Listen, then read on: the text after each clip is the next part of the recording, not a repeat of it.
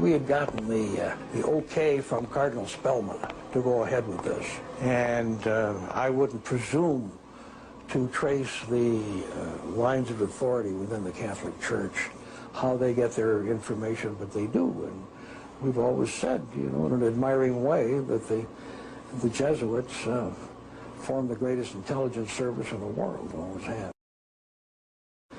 The Jesuits form the greatest intelligence service in the world, always have.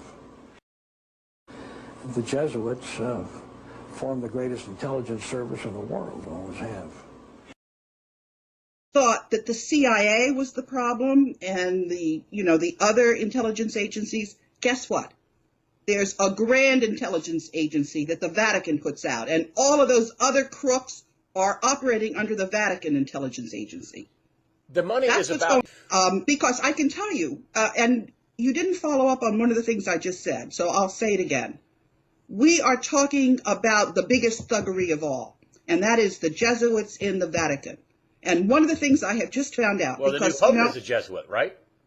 That's right. Greg, I'm going to tell you something which... We'll very soon know. Because the Church, omnipresent in Europe, is a vast network of information.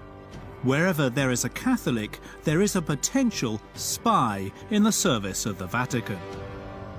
Il a d'abord le réseau de ses ambassadeurs à Paris, à Munich, à Berlin, à Madrid. Il a des ambassadeurs, donc il est déjà très bien informé par ses ambassades. Et puis surtout, il a le réseau des évêques. Ces évêques sont forcément une mine d'informations exceptionnelle. Et puis ajouter les catholiques eux-mêmes qui sont très très bien informés sur ce qui se passe chez eux. Donc voilà trois sources d'information. La source diplomatique, la source épiscopale et la source, je dirais, pastorale, qui font que le pape, en effet, est probablement le dirigeant le mieux informé de l'époque. Et donc il y a une masse d'informations qui arrive, hein, donc on commence quand même à percevoir